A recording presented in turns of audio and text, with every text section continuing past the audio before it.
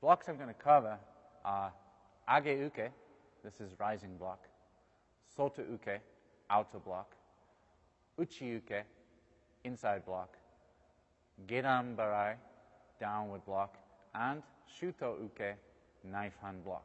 These are the 5 blocks that are covered in the level 1, level 2 content areas, which bring us up to white, yellow, orange, green belt level.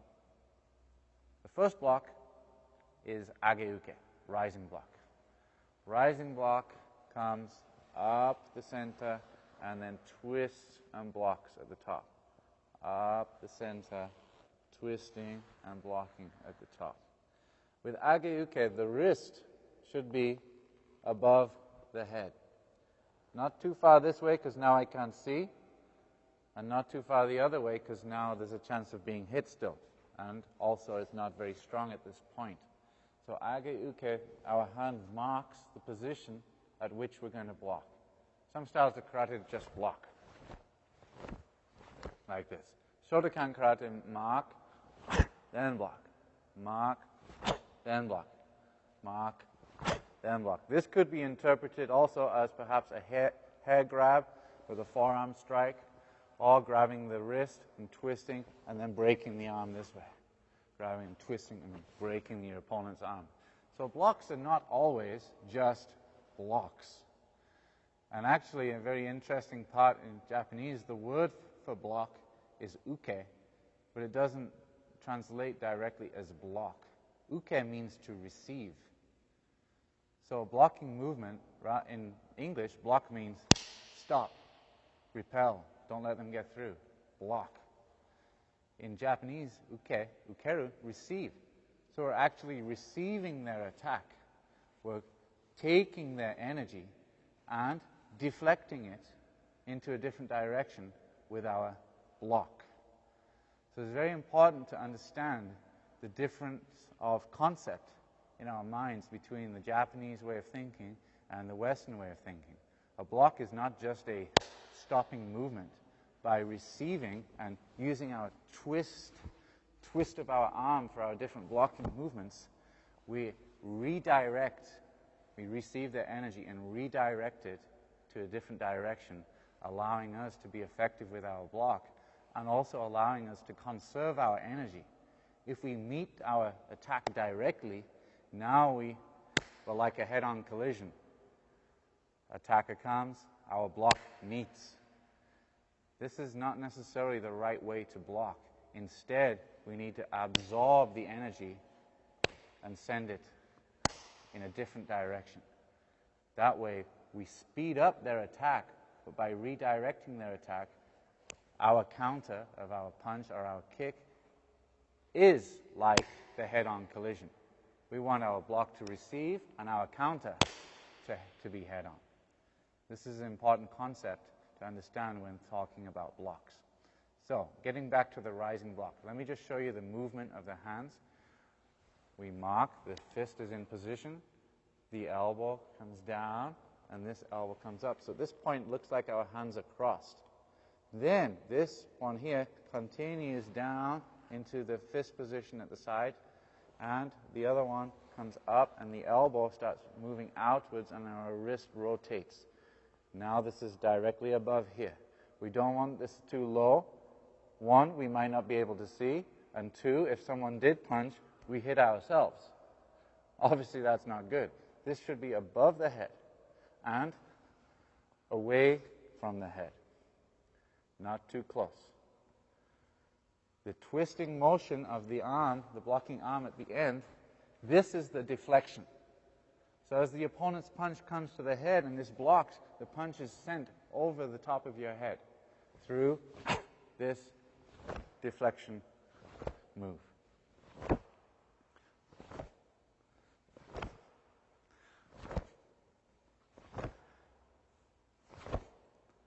Age uke, rising block. I'll show all of these moving forward too in a minute. Next block, outer block, soto uke. Soto uke. This block requires the twisting of the wrist for our deflection. So as our punch comes towards our solar plexus this time, rising block was against to the head, solar plexus this time, we meet and twist and deflect the punch past. Hand at this point is palm facing away. As this pulls back and clenches, this comes across using the hip twist and meets and then twist at the end. Across and twist.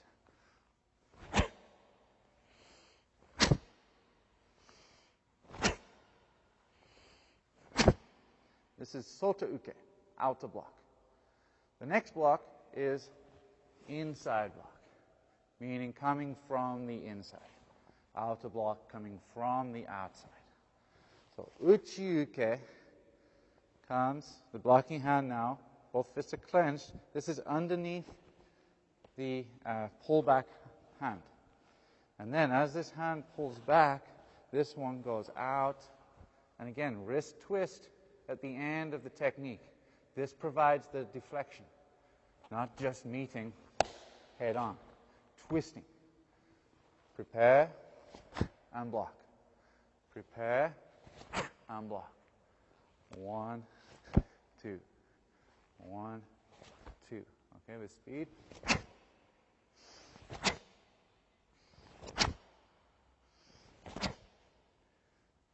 Uchi uke. Next block is gedan barai. Gedan barai is your downward block. Downward block. Okay.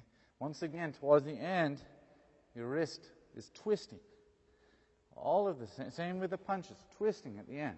Blocking, twisting, twisting, twist, down, twist. This motion here provides the deflection. So with downward block, if I begin in a downward block position, my opposite hand comes across the body, level with the left shoulder in this case, and then as this hand pulls back, this one blocks down and twists. 1, 2. 1, 2. Like so. Now with power.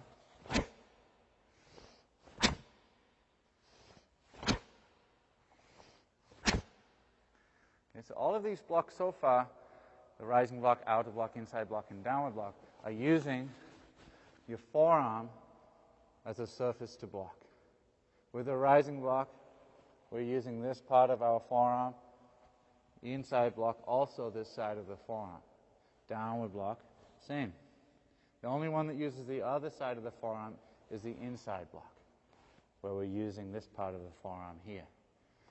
Now, obviously we have our forearm bones beneath our muscle here, and sometimes one of the big complaints of beginner students is painful arms from contact with punches and blocking. This is natural. You shouldn't worry too much about it, because as your technique improves, you'll actually figure out how to block without that pain occurring quite so often. It's still going to happen. But while you're training, you're building up your arms through the conditioning of striking and blocking with your opponent, and gradually your arms are going to get used to that sort of thing. You won't experience very much bruising, and it won't feel quite so painful when you block, because you're learning how to deflect and receive your opponent rather than blocking straight on directly. This is when it hurts, straight at your opponent. By twisting here, or whichever block it is that we're doing, now you're taking care of your arms and you're not going to hurt quite so much. So don't get disconcerted if you have bruised arms. It's natural to begin with. It will go away. The next block after downward block is knife hand block. So instead of using our arms to block this time, we're using our hand position. The knife hand comes, this position here, from the bottom of the little finger down to the wrist. This section of the hand is referred to as shuto, knife hand, or sword hand. Usually knife hand is the translation. Shuto. So we're not blocking with our finger or with our wrist. We're actually blocking with this part of the hand. So once again, as you can see, we twist our wrist and angle our hand at about a 45-degree angle here, not all the way or this way. This is a backhand block. That's a different block altogether. We need to block with this part of the hand here. So we prepare our left hand, pull back hand straight towards our target, right hand by the side of our face, almost similar to Gedam Barai. All right, but then we block across. Across. And our pullback hand comes level with our solar plexus, actually just below. But if I put my hand like this, it would cover my solar plexus. This is the position of my pullback hand. The hand position, we need to have fingers together and the thumbs tucked in.